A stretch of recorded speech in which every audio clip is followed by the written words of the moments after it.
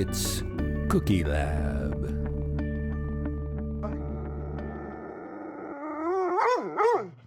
Hi, and welcome to Cookie Lab. I'm Jill. And I'm Chris, and happy June, Happy Jill. June to you, Chris. The gardens are starting to bloom. Indeed. It is National Lindenberry Day. Who knew? Just the flowers. The flowers on the lindenberry plants are blossoming, and I think there's all kinds of wild things out there among us, so be careful.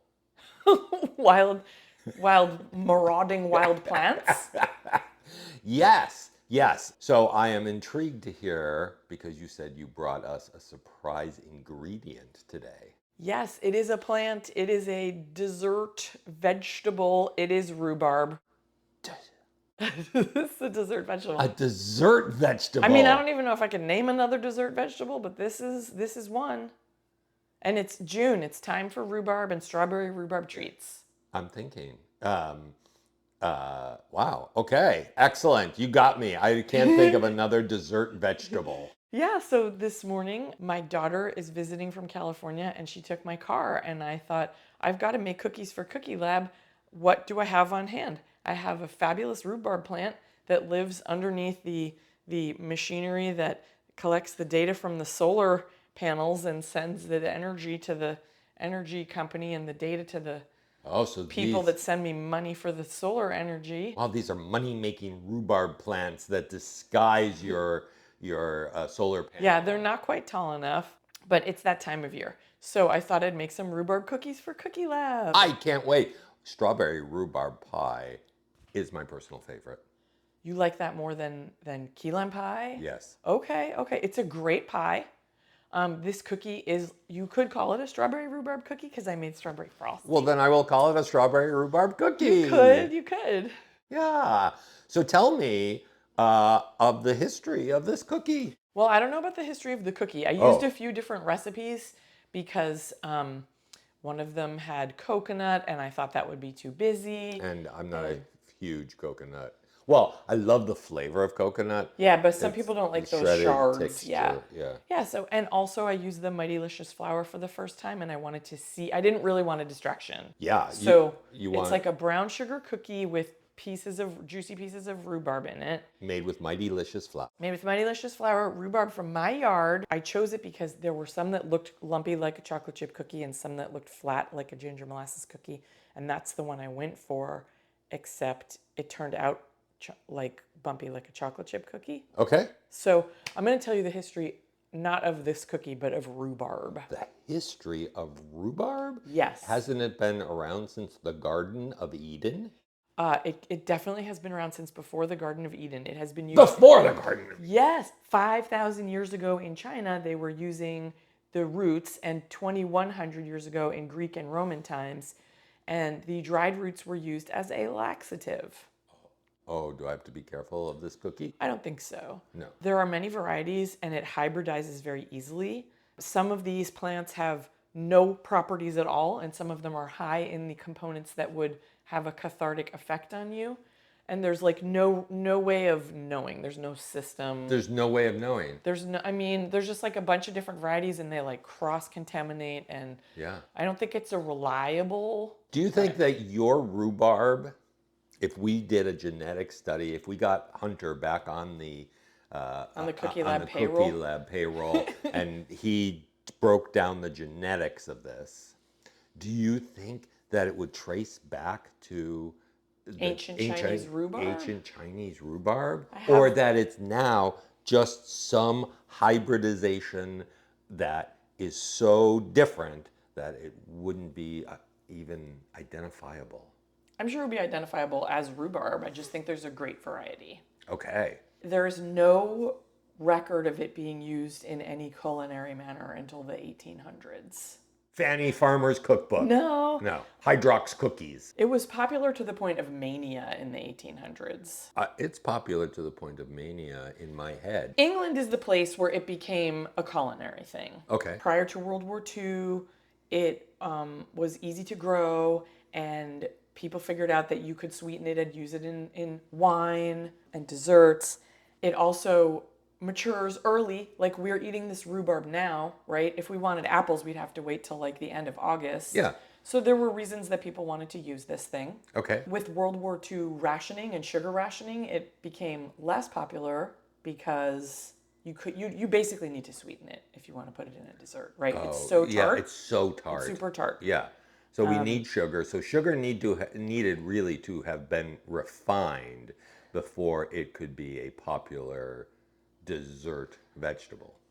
That's right. And then it became less popular. The name of rhubarb comes from the ancient Roman times where they would import the rhubarb, they would import this item from the other side of the Raw River, Okay. RHA, I believe. And the people over there on the other side that had the rhubarb were barbarians. Wow. Rawbarians. Rhubarbarian. Yeah. Raw barbarians. Like if you look it up, it's like it comes from the French rhubarbe, which means rhubarb. You know what I mean? Yeah, So that's not true. it's not helpful. It's not true. It's the Romans. If you want to eat the cookie now, I can tell you about the cookie, and then I'm going to give you some science, which is also intermingled with history. I see something down here that saes rhubarb triangle. Yes, there's a rhubarb triangle. Do we want to talk about that now or later? In Yorkshire. Well, that's where it has become popular. The people, there were many families growing the rhubarb and doing a special scientific method that I'm going to tell you about in the science part in the Yorkshire area. And they have successfully, not that long ago, been able to get one of those official European Union food designations. Yes. So Yorkshire forced rhubarb, and you can't call it that if it's not from Yorkshire. It's as if it were champagne. You would have to call it, sparkling dessert vegetable. If it wasn't from the Yorkshire Rhubarb Triangle. And there is a festival every year in February, and people wear the colors of rhubarb, which is pink and green. It has green leaves and red stalks. Yes. And all manner of fun is to be had. I'm hoping to attend next February. Would you like to join me? We should bring go. our families. Yeah, we'll write it off as a Cookie Lab expenditure. Yeah. Well, I cannot wait to try some sparkling dessert Yes, we vegetable can't call cookies. it Yorkshire forced rhubarb because it came from my yard in Massachusetts.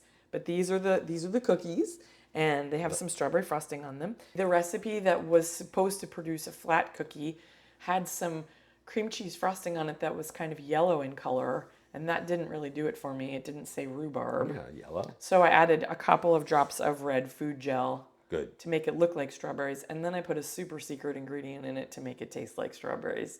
Would you like to know what it is? Strawberries. It's not strawberries. Cocoa Pebbles. Or not Cocoa Pebbles. Fruity Pebbles? No, it's so random. Oh. I take a fish oil supplement capsule, and it is strawberry flavored. So I cut one open with my kitchen shears and squeeze the strawberry flavored fish oil into the frosting. So not only will it taste like strawberry, But it's good for your central nervous system. We are just giving you all No, it's the such a Cookie tiny Lab amount. secrets. It's one capsule for an entire tub of frosting. So I'm not saying there's any laxative or central nervous system enhancing properties in this cookie or the frosting. Okay. All right. Well, But I'm hoping it's going to taste good. I'll let you know next week on Cookie Lab.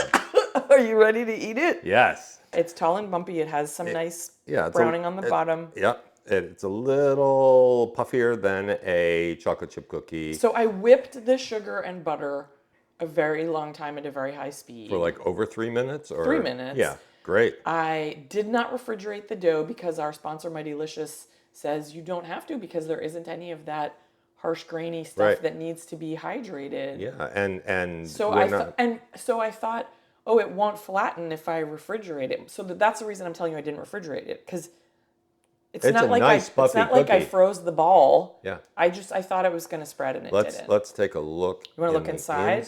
Oh my gosh, Jill. Wow. Look at those air pockets. I'm so proud. That is one heck of a cookie. Let's All eat right, it. let's taste that. So, it's completely fine. It's just not. I thought it was going to be chewy. You like it? It's good flavor. It's cakey. The flavor is heavenly. This is the best vegetable I have ever had. I'm going to eat this. This is on constant rotation. Well, the frosting is a wee bit overpowering. Would we want to eat some without the frosting to see what we think? Okay. It's lovely without the frosting as well. It's, sort of a breakfasty scone like. But not as dense. It's light No, and no, fluffy. it's much lighter, yeah. Very light and fluffy. Mighty Delicious Well, flour, you do it again. But why didn't it spread and be chewy? Probably because you whipped it so much. I need to calm down with that. Was your butter cold or room temperature? It was room temperature, Kate's butter. I whipped overzealously. But it's so good, I want to eat another one right now. Go ahead. I love the rhubarb taste. I love the frosting. It doesn't have a tremendous amount of frosting.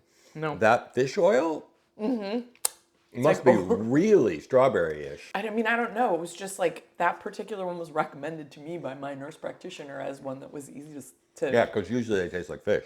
or it's like a horse pill, and it's just something about the strawberry scent that makes you Wow. not reject it when you're trying to swallow it.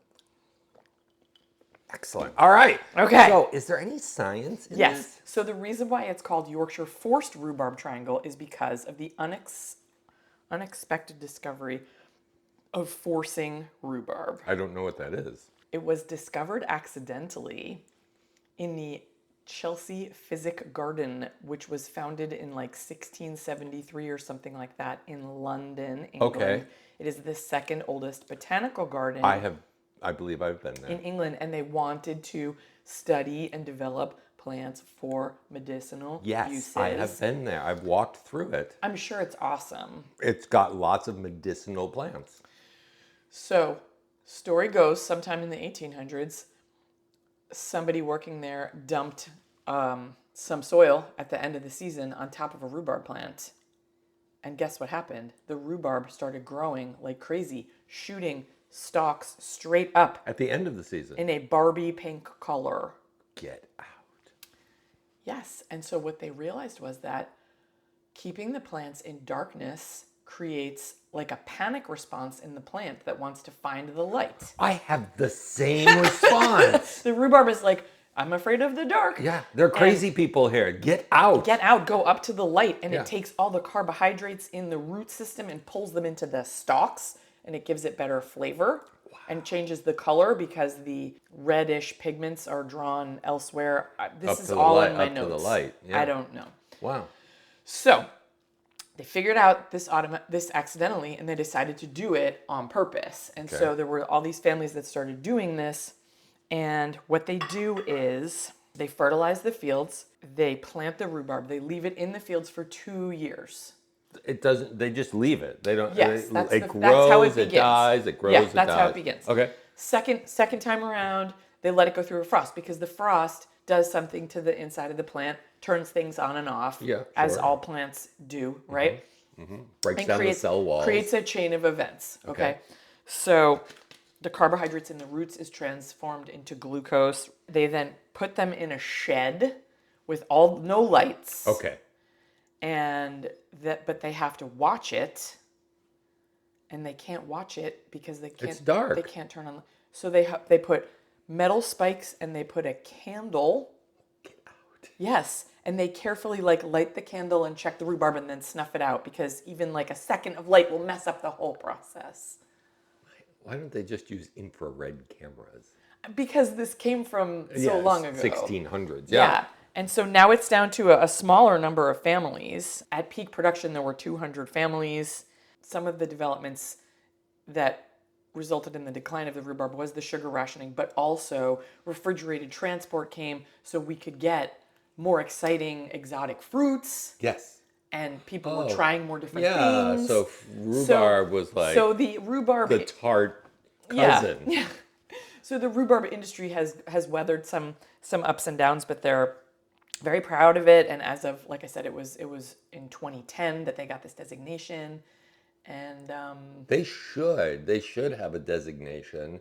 And I can just picture them sneaking in the cover of darkness. I know. The article, if listeners and viewers want to learn more, the article in the Smithsonian magazine Okay. called "The English Farmers Who Harvest Rhubarb by Candlelight" is a good source. And it's got a magnificent picture of somebody with a candle. And an armful of rhubarb. And all of these, they look like stalagmites. Yes. Yeah. Here's an ad for Old Royd's Farm. Britain's famous rhubarb producer experienced the secret world of the rhubarb triangle.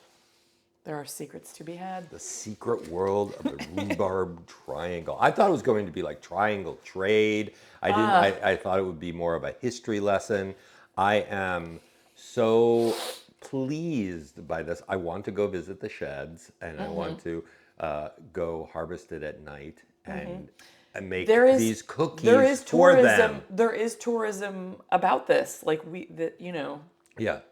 And foodies flock to the Yorkshire Rhubarb Triangle. do they? And we're gonna go, and we're going to whip up some cookies right there. We'll ask them if we can use their kitchen, and they will fall in love with us because I have fallen in love with this cookie. I'm so glad. I'll make it for you every June when my rhubarb plant grows up. Thank you, and I will find some strawberries, or maybe just use some fish oil.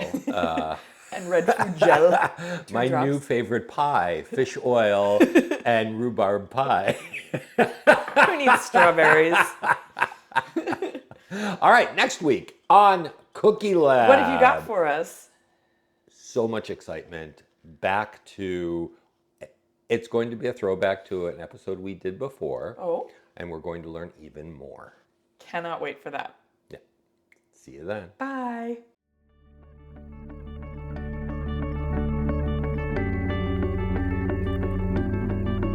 It's Cookie Lab.